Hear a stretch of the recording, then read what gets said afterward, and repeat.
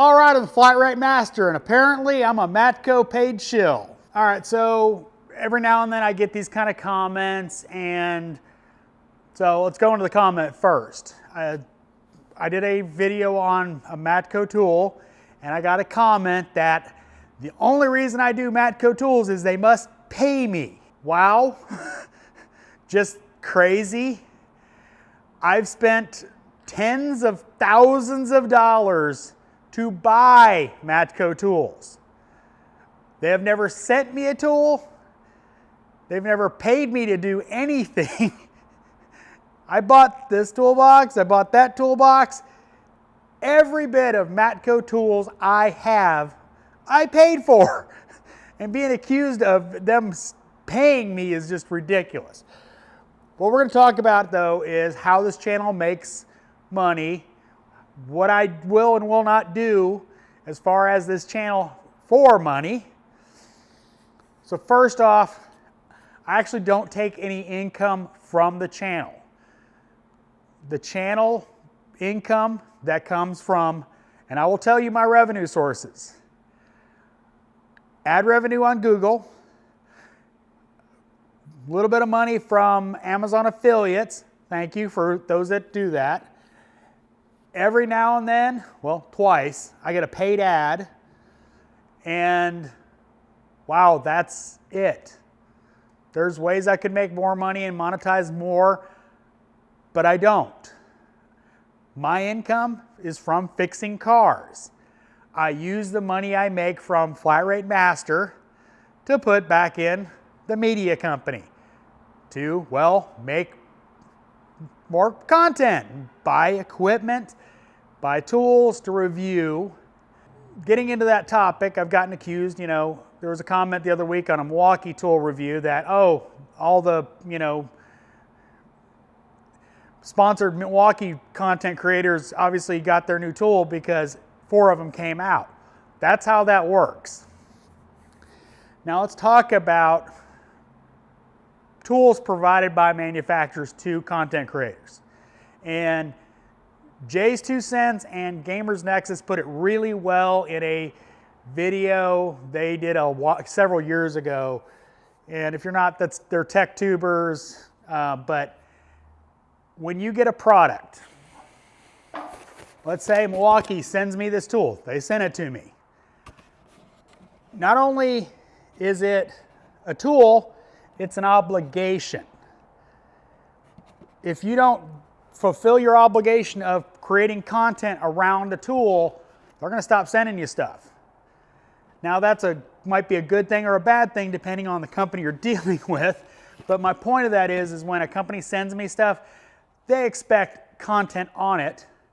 Kind of the whole point we work with them is because it gives us content, and I have to, especially on a new tool like something like this, on a new tool like something like from Milwaukee, it's time sensitive. So you kind of want to get your first impressions out there as quickly as you can. That's how it works. But I still give you my honest opinion about it. There's stuff that companies have sent me that I never did a review on it because I refused to because it was junk. So let's talk about how it works with the tool sponsorships I have. They have a product they want to promote. I will tell them whether or not I will promote it, i.e., if it's something that I'm not interested in or my audience isn't interested in, I will pass on it. I will decline. To give a good example, after the cancellation of the Milwaukee event, they sent all the sponsored content creators a package. One of the products they sent us is a, full-size riveter. Well, guess what? You've never seen a video on it because I didn't ask for it, didn't want it, don't really have a use for it. In fact, the first time it was used was by Billy doing the regulator on his truck because don't have a use for it. I didn't ask for it. So I don't have a way to demonstrate the tool, so I don't have video on it because I didn't want it. and then I will do at least 2 videos on it. Now I've lost sponsorships because I didn't say glowing things, or, you know, I got one box up there behind all that stuff that they were supposed to send me some other stuff and never did. So what's that kind of tell you? But my point of this is when I do a sponsorship, it is product, no expectations. They do not get a chance to change the video. They can't script what I say, anything like that. I've literally only been paid for 2 videos, and those were, one was a baked-in ad for Quaker State, and the other one was a Quaker State Instagram ad that, well, both of them stated paid promotion because they sent me money, and that's how that works. No tool company sends me money, period. They send me product, yes, but I don't accept any money for reviewing a product, never will. In fact, my biggest tool sponsor is Milwaukee Tools. I don't put Amazon links in the description. I put a link to their website because I want you to buy where you can have warranty. I prefer y'all to have warranty over my personal profits. Up there is a tool right there that I paid for with the YouTube income to review. And I get the question, oh, you profit from it because you make, you know, money using the tool.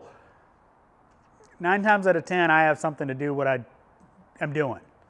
I don't have to go out and buy a, you know, those sockets, the Matco anti-slip sockets. Did I need to buy those? No, but I got questions about those, so I figured I would do videos on them.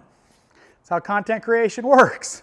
I know this video is rambling because, well, it's kind of annoying that every so often I have to make one of these videos because, God forbid, you know, a YouTuber make money on making content.